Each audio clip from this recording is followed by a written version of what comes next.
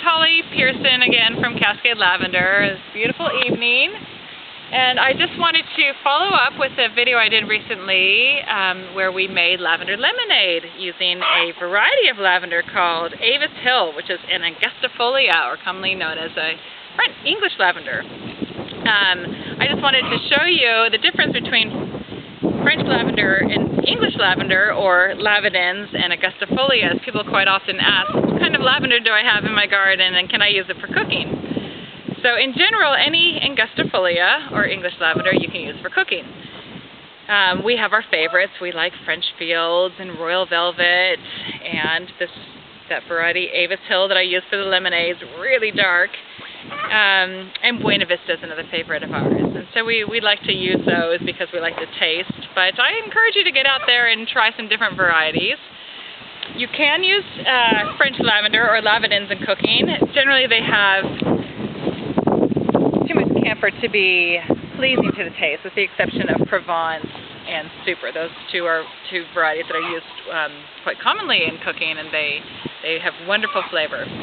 But in general, if you're in your garden and you don't know which is which, French lavender or lavandins can be distinguished by their long stems and long tapered buds.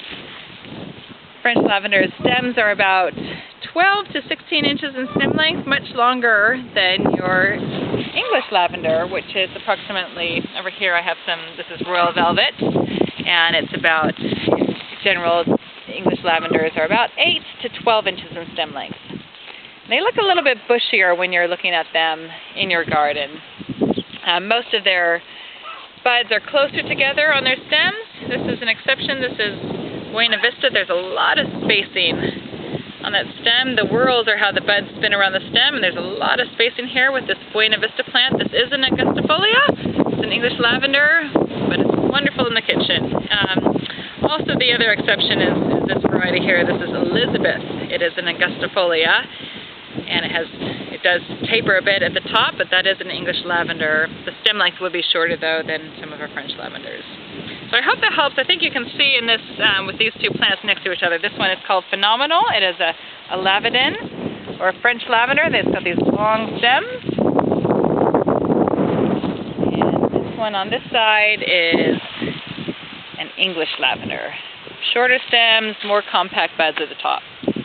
But basically, get out there, use your lavender, use it in the kitchen. This is another lavender. It's an English lavender, or an angustifolia. It's called Melissa, and it has soft pink flowers, and it's very flavorful. I generally use the darker buds when I'm baking, because those buds, when they're in your cake batter or sprinkled on top of a cake, make a really pretty decoration, or they just look nice in your baking if they're dark purple. But this pink flower is certainly flavorful and makes a nice addition to any of your savory dishes like chicken or fish or roast vegetables. So get out there, have a go, and we'll see you next